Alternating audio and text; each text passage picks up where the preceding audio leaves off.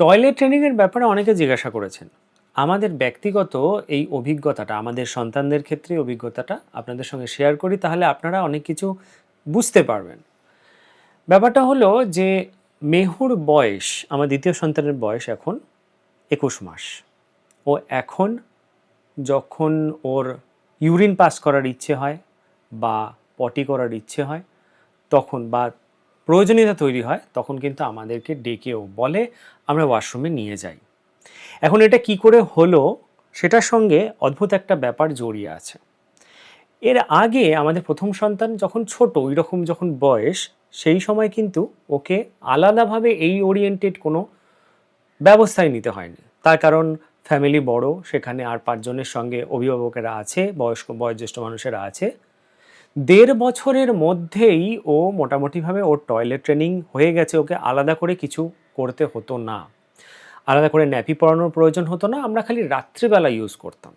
এখন মেহুর ক্ষেত্রে হয়েছে কি, আমরা যেহেতু আলাদাভাবে দূরে থাকি, একা থাকি, সেক্ষেত্রে আমাদের ডিসকমফর্ট, আমাদের মানে কাজটাকে একটুখানি কমানোর জন্য আমরা মেহুকে সারাদিনই মোটামুটি ন্যাপিতে রাখতাম। এখন স্বাভাবিকভাবে ন্যাপিতে যখন থাকছে, তখন কখন ইউরিন পাস করছে, কখন ও পটি করছে সেটা বুঝতে পারছে না। হ্যাঁ, যখন পটি করছে তখন আমরা বুঝতে পারছি, তখন ক্লিন করে দিচ্ছে। ইউরিন পাস করে ন্যাপিটা ফুল হয়ে গেলে তখন আমরা চেঞ্জ করে দিচ্ছি। যা যা নিয়ম ফলো করা সেগুলো তো করছি। কিন্তু ভাবলাম যে না, এবার তো টয়লেট ট্রেনিংটা করাতে হবে।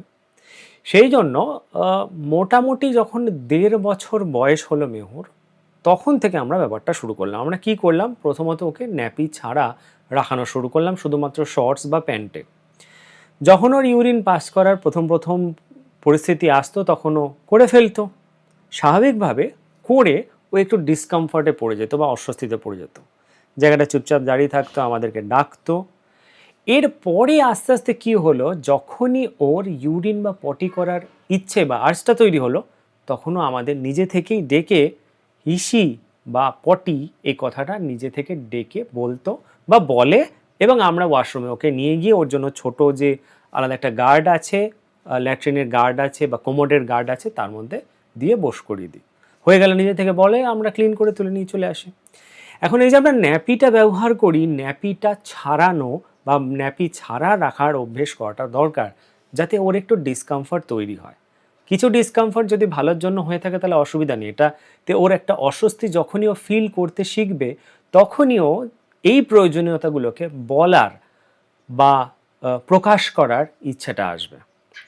মোটামুটিভাবে ১.৫ বছর যে বয়স, ১.৫ বছর থেকেই টয়লেট ট্রেনিং বা এই রকম একটা স্টেপ নেওয়া যেতে পারে, যেটা আস্তে আস্তে একটা বাচ্চার মধ্যে এই পারসেপশন বা আইডিয়াটা গ্রো করে যে আমার যখন ইউরিন পাস করতে হবে বা পি করতে হবে বা পটি করতে হবে, তার আগে আমি আমার মা বাবাকে বা যে কাছের মানুষ আছে তাকে গিয়ে আমি বলবো, যাতে সে আমাকে ওয়াশরুমে নিয়ে যায় বা একটা ব্যবস্থা করে দেয় যাতে আমি ওখানেই ব্যাপারটা করতে পারি।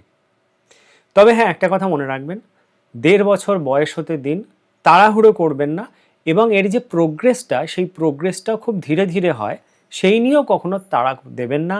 বা কোনো সময় কোনো জায়গায় যদি ইউরিন পাস করে ফেললো, পটি করে ফেললো, ডেফিনেটলি আপনাকে একটু ব্যবস্থা নিতে হবে। তবে সেই নিয়ে আবার কখনো বকাবকি করবেন না।